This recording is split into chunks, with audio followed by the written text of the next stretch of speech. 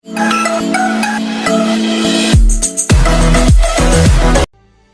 yang bilang mau kaya harus berbisnis? Kiyosaki. Ada pemahaman bahwa untuk kaya, seseorang harus keluar dari dunia kepegawaian dan jadi pengusaha, berbisnis. Sehingga merasa dunia kepegawaian sebagai penjara, dunia profesional sebagai pembatas berkarya. Sebentar.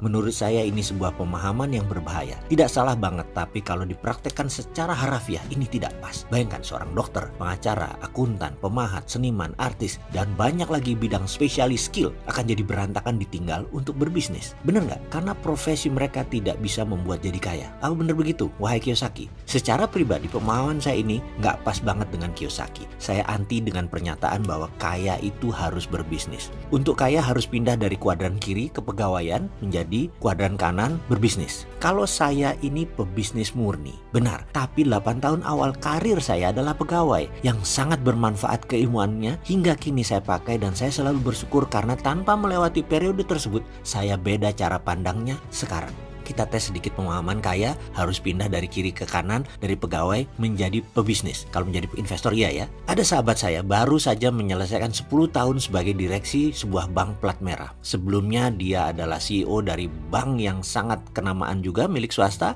dan sebelumnya di perusahaan GE Finance. Sebelumnya lagi dia di Citibank. Menikmati pensiunnya saat ini di usia 56an di rumah di Jalan Tirtayasa Kebayoran. Dengan deposito sampai usianya rasanya 90 tahun gak bakal habis. Belum aset propertinya. Pandainya dia selama 30 tahun mengelola dana gaji dan bonusnya untuk invest di tanah dan properti membuat asetnya saat ini 11 digit. Dia banker profesional, tak pernah jadi pengusaha atau berbisnis. Jadi investor? Iya. Jadi rumus kaya versi dia adalah tetap sebagai pegawai tapi atau plus sebagai investor. Berinvestasi adalah contoh perilaku orang sukses dan itu saya setuju. Ada lagi untuk resep sukses. Apa itu? Dipercaya banyak orang adalah perilaku sukses. Dan banyak lagi perilaku pribadi sukses dan bukan hak prerogatif pebisnis kuadran kanan. Kalau kuadran kanannya berinvestasi, iya. Anda menjadi good follower misalnya adalah perilaku pribadi sukses. Anda seorang good listener, pendengar yang baik, itu adalah pribadi sukses. Anda seorang pegawai harus memiliki perilaku itu untuk sukses. Anda putus sekolah juga bisa sukses selama memiliki kepribadian tersebut. Kuncinya sekali lagi, berinvestasi, bukan berbisnis. Itu rumusnya. Misalnya Anda memutuskan ingin punya perusahaan, Anda tidak perlu membangun perusahaan blue chip repot-repot. Anda bisa mempelajari dengan seksama di board pasar saham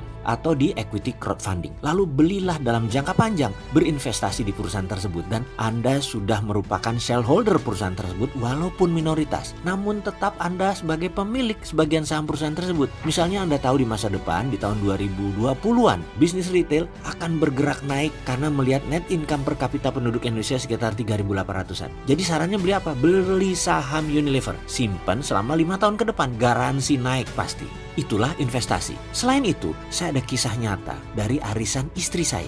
Bagi saya, kelompok istri saya ini memiliki kebiasaan aneh, setidaknya menurut saya. Setiap bulan arisan, ya namanya ibu-ibu, emak-emak. Namun ada yang aneh di kelompok ini. Tiap arisan isinya adalah perdebatan data dan informasi saham yang akan mereka beli di bulan ini. Lalu siapa pemenangnya? Yang akan ambil uang itu adalah di tahun depan, 12 bulan dari sekarang, bukan ditarik bulanan tiap tahunan. Misalnya, mereka setoran 1 juta setiap bulan. Ada 12 peserta. Jadi setiap bulan ada saham dibeli senilai 12 juta yang akan dicairkan 1 tahun setelah investasi. Misalnya dari hasil kocokan Ibu A yang dapat bulan ini dan dibelikan saham kelapa sawit Astra Argo Lestari. Lalu bulan depan 12 juta Ibu B menang kocokan kertas arisan diinvest di saham Trada Marine Cargo. Itu setelah ber-12 berdebat dan berdiskusi. Kalau dengar ceritanya seru juga sih. Saya yang dulu-dulu merasa arisan itu adalah hal sosialite di mana perilaku hanya pamer-pamer biasa, sekarang saya melihat arisan dari sisi yang lebih menarik. Setahun kemudian rata-rata 12 juta tersebut naik 20-30%-an yang saya tahu. Lumayan banget untuk urusan belanja ibu-ibu rumah tangga. Sekali lagi semoga video ini bisa menjadi tambahan wacana, bertambah keilmuan kemakmuran. Selamat